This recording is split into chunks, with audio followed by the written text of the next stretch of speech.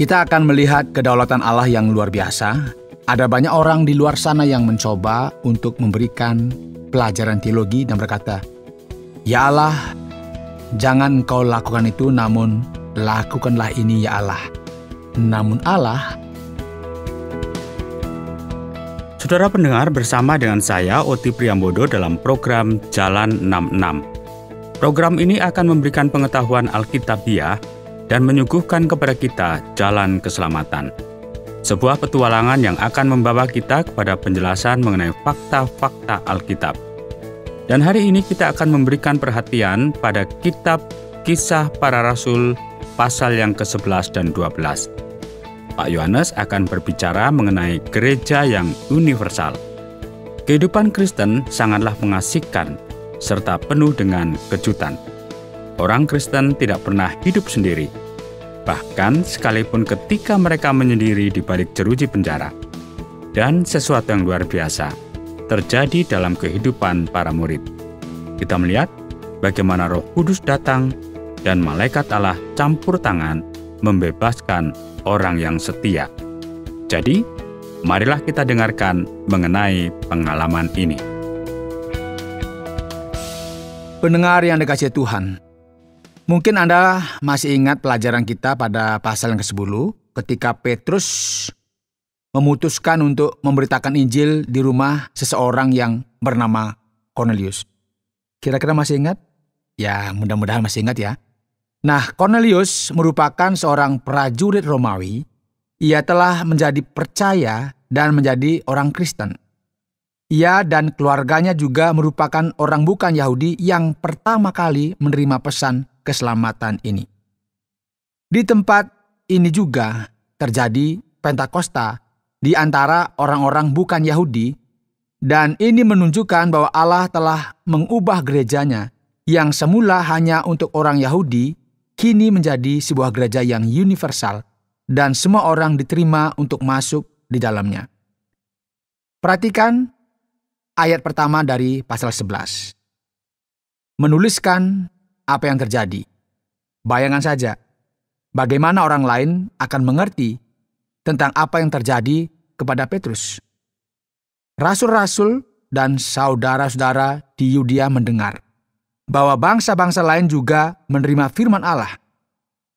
Ketika Petrus tiba di Yerusalem, orang-orang dari golongan yang bersunat berselisih pendapat dengan dia. Katanya, "Engkau telah masuk rumah orang yang tidak bersunat dan makan bersama-sama dengan mereka."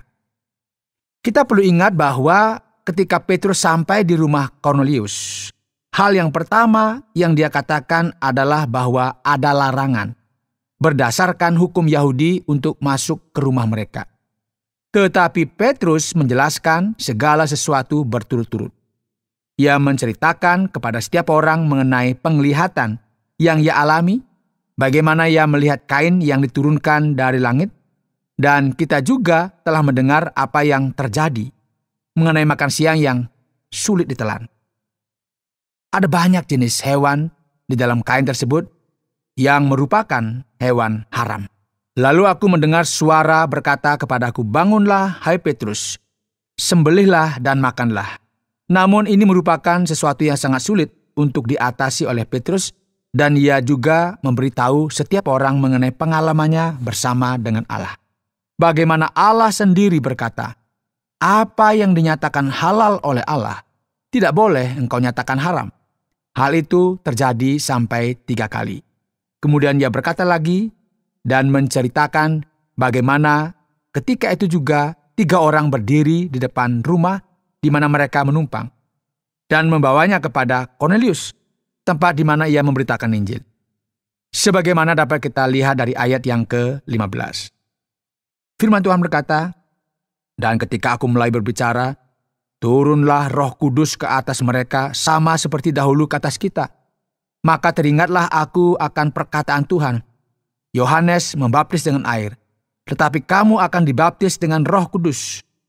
Jadi jika Allah memberikan karunia-Nya kepada mereka sama seperti kepada kita pada waktu kita mulai percaya kepada Yesus Kristus, bagaimanakah mungkin aku mencegah dia?" Dan mari kita dengarkan apa yang dikatakan ini. Ketika mereka mendengar hal itu, mereka menjadi tenang, lalu memuliakan Allah, katanya. Jadi kepada bangsa-bangsa lain juga Allah mengaruniakan pertobatan yang memimpin kepada hidup. Pendengar yang dikasihi oleh Tuhan. Pada saat ini gereja menjadi gereja yang universal. Allah tidak pilih kasih terhadap orang-orang. Oleh sebab itu, pesan Allah ini ditujukan untuk semua orang. Allah pada awalnya memakai orang Israel untuk menyatakan Mesias di muka bumi ini. Namun hal ini tidak semata-mata untuk memberikan kemuliaan bagi umat pilihannya dalam perjanjian lama. Namun untuk menyampaikan pesan ini kepada semua orang, sebagaimana yang Ia katakan kepada Abraham. Dari keturunanmu, semua orang di muka bumi ini akan mendapatkan berkat.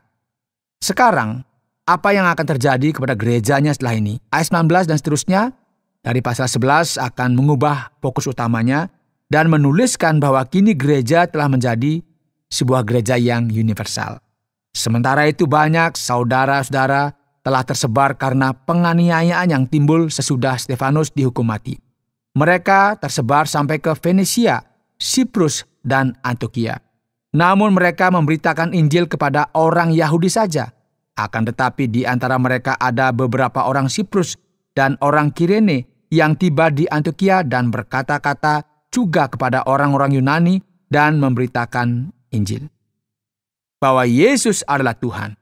Dan tangan Tuhan menyertai mereka dan sejumlah besar orang percaya dan berbalik kepada Tuhan. Kita akan melihat di sini bahwa di Antioquia di Syria lahirlah gereja non-Yahudi dan non-Samaria pertama kali. Di sini kita bisa melihat karya Allah di antara orang-orang bukan Yahudi, yaitu orang-orang dari mana saja yang pada waktu itu berbicara bahasa Yunani. Dan sekarang, berita mengenai semua ini cepat sekali sampai di gereja Yerusalem. Lalu jemaat itu mengutus Barnabas ke Antioquia. Setelah Barnabas datang dan melihat kasih karunia Allah, bersukacitalah ia.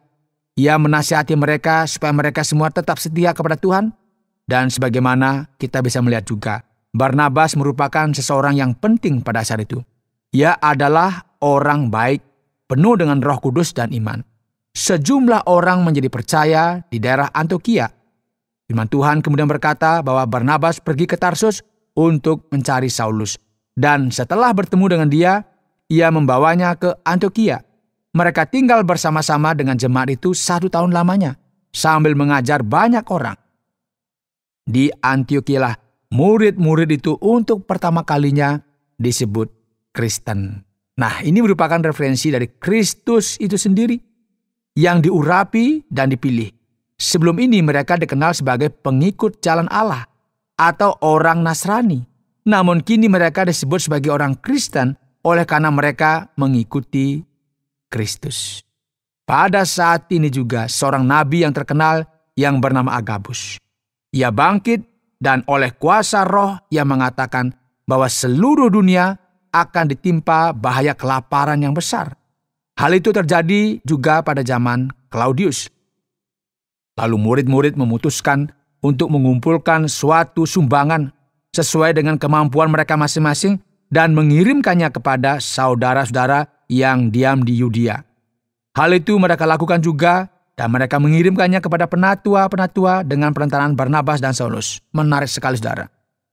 Karena gereja orang bukan Yahudi memberikan kontribusi secara finansial kepada jemaat Yahudi oleh karena mereka akan melewati masa-masa sulit dan kelaparan. Gereja berkembang dan menjadi gereja yang semakin universal. Baiklah, jadi sekarang apa yang akan terjadi dalam proses ini? Gereja semakin berkembang dan berkat Allah tercurah bagi semua orang dan pada saat yang bersamaan kesulitan pun meningkat. Kira-kira pada waktu itu, ini merupakan bagian dari pasal 12. Raja Herodes mulai bertindak dengan keras terhadap beberapa orang dari jemaat. Ia menyuruh membunuh Yakobus, saudara Yohanes, dengan pedang. Ketika ia melihat bahwa hal itu menyenangkan hati orang Yahudi, ia melanjutkan perbuatannya itu dan menyuruh menahan Petrus. Setelah Petrus ditangkap, Herodes menyuruh memenjarakannya di bawah penjagaan 4 regu, masing-masing terdiri dari 4 prajurit. Herodes bermaksud untuk menghadapkan dia kepada orang banyak setelah Paskah. tetapi jemaat dengan tekun mendoakannya kepada Allah. Dan mungkin kita juga bisa membayangkan bahwa keadaan yang terjadi di sini sangatlah mengerikan. Dan ini terjadi ketika gereja telah menjadi gereja yang universal. Penganiayaan meningkat. Yakobus dibunuh oleh Herodes dan banyak orang menjadi terkejut. Bagaimana Allah bisa mengizinkan hal semacam ini terjadi? Stefanus sudah dibunuh dan sekarang Yakobus yang dibunuh. Akankah Petrus juga mengalami nasib yang sama? Sekarang yang terjadi di sini adalah bahwa Herodes akan menghadapkan Petrus kepada orang banyak. Petrus tidur di antara dua orang prajurit, terbelenggu dengan dua rantai. Selain itu, prajurit-prajurit pengawal sedang berkawal di muka pintu. Tiba-tiba berdirilah seorang malaikat Tuhan dekat Petrus dan cahaya bersinar dalam ruang itu. Malaikat itu menepuk Petrus untuk membangunkannya, katanya, "Bangunlah segera." Maka gugurlah rantai itu dari tangan Petrus. Lalu kata malaikat itu kepadanya, "Ikatlah pinggangmu dan kenakanlah sepatumu." Ia pun berbuat demikian. Lalu malaikat itu berkata kepadanya, "Kenakanlah jubahmu dan ikutlah aku." Lalu ia mengikuti malaikat itu. Malaikat itu kemudian meninggalkan dia. Petrus bahkan tidak tahu mengenai apa yang sedang terjadi. Firman Tuhan kemudian berkata bahwa sangkanya ia melihat suatu penglihatan. Setelah mereka melalui tempat kawal pertama dan tempat kawal kedua, sampailah mereka ke pintu gerbang besi yang menuju ke kota. Pintu itu terbuka dengan sendirinya bagi mereka. Luar biasa sekali. Sesudah tiba di luar, mereka berjalan sampai ke ujung jalan dan tiba-tiba malaikat itu meninggalkan dia. Dan setelah sadar akan dirinya, Petrus akhirnya bersyukur. Dan setelah berpikir sebentar, pergilah ia ke rumah Maria, ibu Yohanes yang disebut juga Markus. Karena namanya sebenarnya adalah Yohanes Markus, yaitu penulis dari Injil kedua. Di situ banyak orang berkumpul dan berdoa. Dan ketika ia mengetuk pintu gerbang, datanglah seorang hamba perempuan bernama Rode untuk mengetahui siapa yang mengetuk pintu itu. Ia terus mengenal suara Petrus, tetapi karena girangnya, ia tidak membuka pintu gerbang itu dan segera masuk ke dalam untuk memberitahukan bahwa Petrus ada di depan pintu gerbang. Dan mari kita perhatikan bersama. Kelompok Kristen yang kudus dari gereja mula-mula ini berkata, "Engkau mengigau." Akan tetapi ia tetap mengatakan bahwa benar-benar demikian. Kata mereka, itu malaikatnya. Tetapi Petrus terus-menerus mengetuk sampai mereka membukakannya untuknya. Membuka pintu penjara tidaklah sulit. Malaikat pergi ke sana dan membukakannya bagi Petrus. Namun sekarang membuka pintu milik orang yang tidak percaya dari kelompok Kristen merupakan sesuatu yang sulit. Aneh ya? Mereka lama sekali untuk membukanya dan membiarkan Petrus tetap di luar. Ketika mereka membuka pintu dan melihat dia, mereka tercengang-cengang akan apa yang telah diperbuat oleh Allah.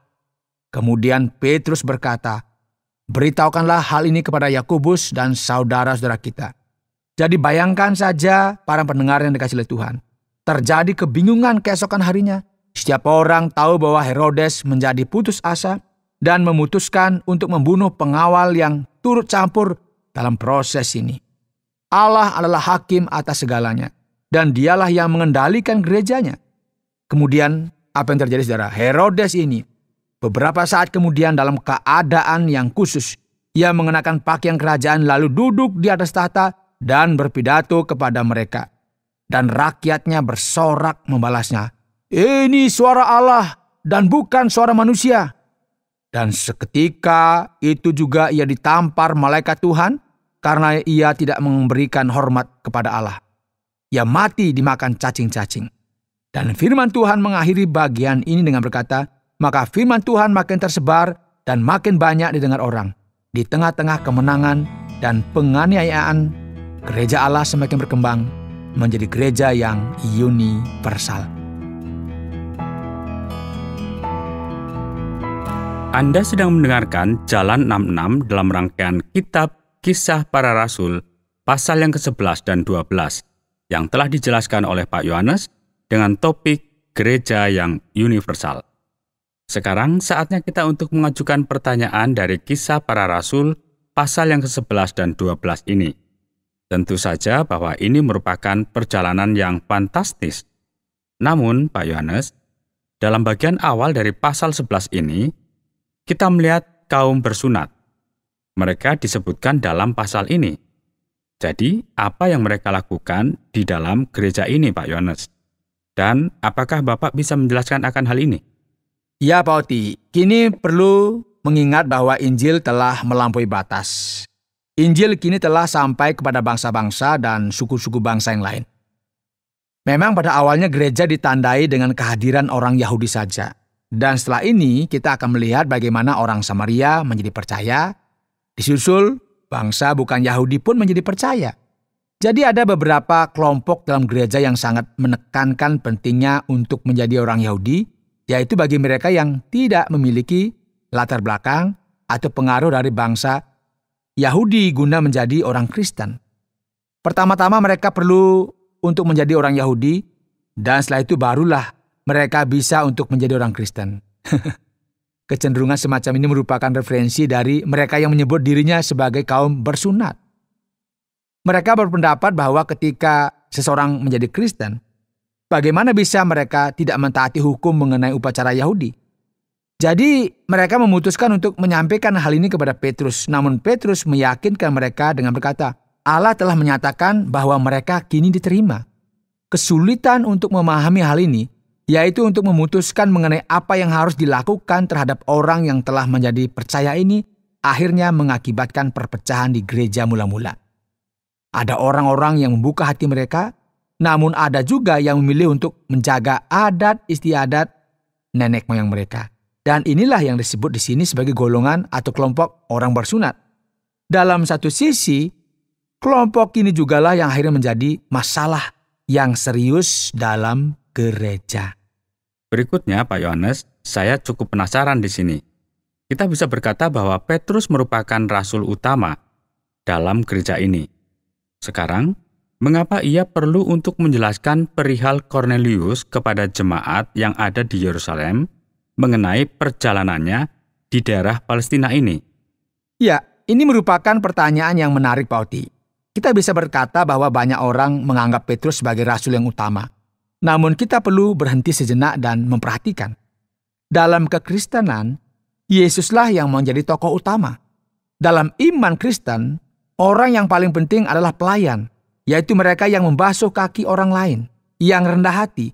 Jadi tidak perlu lagi bagi kita memperebutkan posisi. Rasul bukanlah seseorang yang dipilih untuk berkuasa atas orang lain. Dan sebenarnya menarik sekali bagi kita jika kita melihat apa yang tertulis pada awal pasal 11 yang berkata rasul-rasul dan saudara-saudara di Yudea. Ada beberapa orang bahkan berpikir bahwa saudara-saudara yang dimaksudkan di sini adalah para pemimpin. Jadi sangat mungkin sebagaimana yang dapat kita amati di sini bahwa kecenderungannya bukanlah siapa yang memiliki otoritas lebih tinggi, namun mereka membuat sebuah keputusan berdasarkan kesepakatan bersama. Nah, jika Allah sedang bekerja dengan rohnya, maka seluruh gereja tersebut akan yakin. Dan sebenarnya, kalau kita perhatikan dalam perjanjian baru, meskipun Petrus melayani orang Yahudi dengan luar biasa dan menjadi rasul terbesar di antara rasul-rasul lainnya, namun sepertinya yang menjadi pemimpin dari gereja di Yerusalem adalah Yakobus, saudara Yesus. Dan apa yang terjadi setelah itu? Kita adalah satu tubuh. Kita adalah gereja itu sendiri. Apakah Anda ragu? Jadi mari kita menjelaskan tentang apa yang terjadi. Petrus peka terhadap masalah yang terjadi di gereja yang ada di Yerusalem. Dan ia akan memiliki banyak kesulitan atas segala sesuatu yang telah ia lakukan. Jadi yang paling baik untuk dilakukan adalah menyelesaikan masalah dan membereskan semuanya tanpa memikirkan kuasa maupun kendali yang ia miliki. Mari kita coba untuk melihat pada ayat yang ke-26 dalam Kisah Para Rasul pasal yang ke-11, yang mengatakan bahwa para murid kini disebut sebagai orang Kristen di Antiokhia, di Syria. Jadi, apa sebutan mereka sebelum ini, Pak Yohanes? Baik, poin utama yang terdapat di sini bahwa Kristen berasal dari kata Kristus. Kristus merupakan bahasa Yunani untuk Mesias atau Mesayah. Dan kalangan orang Yahudi tidak ada seorang pun yang mau menyebut orang Kristen dengan sebutan Kristen. Karena ini berarti mereka berkata bahwa Mesias telah datang. Jadi apa yang terjadi? Orang Kristen disebut dengan nama lain. Khususnya karena mereka ini belum merupakan agama yang formal. Mereka merupakan bagian dari gerakan spontanitas yang sedang bertumbuh. Dan kita juga akan melihat sebagai contoh di dalam Kisah Para Rasul pasal 24 mengenai sekte orang Nasrani. Karena ini merupakan referensi dari Yesus yang merupakan orang Nazaret. Sebenarnya, bagi orang Ibrani modern, sampai saat ini mereka menyebut orang Kristen sebagai orang Nasrani. Dan ini masih merupakan realita. Bersamaan dengan ini, ada referensi lain mengenai orang Kristen ini sebagai pengikut jalan Allah. Kini gereja juga memiliki istilah yang lebih kepada orang bukan Yahudi. Karena sekarang banyak orang berkata bahwa kami adalah pengikut Yesus Kristus. Jadi kata yang dipakai di sini merupakan kata yang spesifik dalam bahasa Yunani. Sementara sebutan Kristen berasal dari gereja di Antioquia, yaitu Antioquia di Syria. Karena ada juga Antioquia dari Pisidia. Dan menjadi orang Kristen sekarang merupakan identitas dari orang-orang yang mengikuti Yesus Kristus. Yang berikutnya, kita coba melihat pada bagian awal dari pasal 12. Ada banyak sekali derita dan sengsara yang terjadi di sini. Mengapa Allah memilih untuk membebaskan Petrus? Sementara dalam awal pasal ini dikatakan bahwa Yakobus dibunuh oleh Herodes. Dan jika kita berbicara mengenai Yakobus, ayat 17 menyebutkan Yohanes dan saudara-saudara yang lain. Ada berapa Yakobus di sini, Pak Yones? Jika kita membaca bagian ini, kita akan melihat kedaulatan Allah yang luar biasa. Ada banyak orang di luar sana yang mencoba untuk memberikan pelajaran teologi dan berkata, "Ya Allah, jangan engkau lakukan itu. Namun lakukanlah ini ya Allah."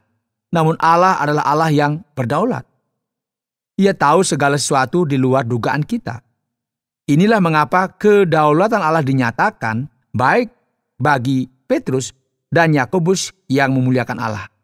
Yang satu memuliakan Allah melalui kematiannya, menjadi seorang martir, dibunuh, dan dianiaya oleh Herodes. Dan Petrus memuliakan Allah melalui kejadian yang ajaib ini, di mana ia dibebaskan dari penjara oleh malaikat. Nah, dalam kehidupan kita, Allah sangat bisa untuk memilih kita memuliakan Dia dengan cara yang pertama ataupun cara yang kedua. Dan bukan tugas kita untuk berdiri dan menggerutu atau berpikir bahwa segala sesuatunya harus terjadi sesuai dengan apa yang saya kehendaki. Bukankah kita semua berdoa dan berkata, "Jadilah kehendakmu"? Jadi inilah yang terjadi. Kini kita berbicara mengenai Yakobus. Ada Rasul Yakobus anak Alfius yang disebutkan dalam kitab Markus pasal 3. Dan dia ini juga dikenal sebagai yang bungsu atau yang lebih muda. Ada juga Yakobus ayah Yudas. Dan ada dua lagi yang bernama Yakobus, yaitu Rasul Yakobus anak Zebedius dan Yakobus saudara Yesus. Yakobus anak Zebedius, saudara Yohaneslah yang mati di sini. Dan Yakobus saudara Yesus, penulis kitab Yakobuslah yang menerima berita sebagaimana dituliskan dalam ayat 17 dari pasal 12 ini. Jadi, jangan kita campur adukan ya. Ini terlalu banyak yang bernama Yakobus, jadi kita harus hati-hati. Baik, terima kasih banyak Pak Yones. Mari kita berbicara mengenai Petrus saat ini. Ketika ia dibebaskan oleh malaikat secara supranatural, Pak. Dalam ayat yang ke-15 dikatakan bahwa malaikat Petruslah yang berdiri di luar pintu. Dan tidak ada seorang pun yang mau membuka pintu untuk membiarkan masuk. Sesuatu yang aneh di sini, Pak Yones. Mengapa hal ini terjadi dan apa yang terjadi sebenarnya? Pak Oti, ini merupakan kisah yang memang aneh. Mengapa? Karena ini bukan merupakan pernyataan iman yang harus kita percayai. Hal ini memberitahu kita mengenai sesuatu yang dipercayai oleh orang-orang yang ada di sana. Orang Yahudi pada saat itu percaya bahwa setiap orang memiliki malaikat yang sama persis dengan orang tersebut. Saya yakin bahwa para malaikat akan memiliki masalah jika hal ini benar-benar terjadi. Jadi ketika orang-orang ini mendengar bahwa hamba perempuan itu berkata, "Lihatlah, Petrus ada di sini." Mereka berpikir bahwa itu merupakan malaikat Petrus. yang rupanya sama dengan dia, yang sedang berjalan-jalan melintasi dari rumah ke rumah. Ini bukanlah bagian yang normatif. Jadi kita perlu memahami hal ini dari kacamata budaya pada waktu itu. Kemudian kalau kita perhatikan pada pasal yang ke-12 dari kitab Kisah Para Rasul diakhiri dengan cerita mengenai Herodes. Sekarang ia muncul kembali setelah beberapa saat menghilang. Apakah ini berarti bahwa Herodes telah kembali dan melakukan pembalasan dendam? Tentu tidak, Pak Oti. Bukan seperti ini yang terjadi. Di awal kitab Matius kita mendapatkan kisah tentang Herodes Agung. Di sini kita mendapatkan cerita tentang Herodes Agripa yang pertama, yang merupakan cucu dari Herodes yang lain, dan dialah yang kita baca di sini yang menyerang dan menganiaya jemaat Kristus. Jadi kita perlu ingat bahwa ada beberapa Herodes yang disebutkan di sini. Baiklah Pak Yones, terima kasih semua untuk apa yang sudah disampaikan. Dan sekarang mari kita beranjak pada kesimpulan. Saudara, hari ini dalam program Jalan 66, kita telah bersama-sama mempelajari pasal 11 dan 12 dari kitab Kisah Para Rasul. Dan sebagaimana pendengar terkasih semua telah pahami, tema kita hari ini adalah gereja universal. Gereja Allah yang kecil, mungil, yang terbatas untuk orang-orang Yahudi saja, kini telah berkembang dan Allah bekerja bagi gerejanya menjangkau orang-orang dari latar belakang bukan Yahudi, dari berbagai bangsa. Gereja di Antioquia lahir dan Injil tersebar luas dengan dahsyat dan luar biasa. Jadi pelajaran apa yang penting yang perlu bagi kita pelajari? Kita belajar bahwa di dalam Kristus tidak ada penolakan atau diskriminasi. Karena setiap orang memiliki akses langsung kepada Allah dan kepada keselamatan yang Ia berikan kepada kita.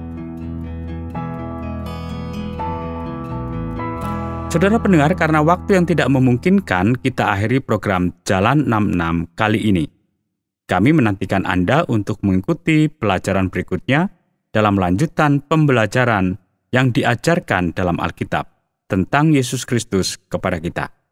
Saudara, program Jalan 66 mengundang Anda untuk terus bersama dalam seri pembelajaran Alkitab yang memberikan pelajaran menyeluruh tentang firman Tuhan.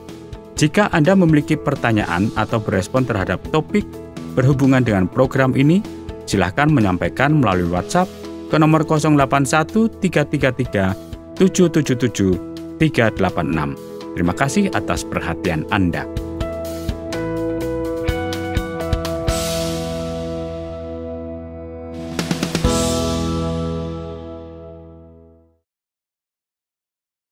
Terima kasih Anda sudah mengikuti program kami. Jika Anda diberkati, jangan lupa like, komen, dan share supaya Anda tidak ketinggalan setiap program terbaru kami. Jangan lupa juga untuk subscribe channelnya dan nyalakan loncengnya. Jika Anda ingin mendukung pelayanan kami, bisa melalui rekening kami berikut ini atau menghubungi kami di sini.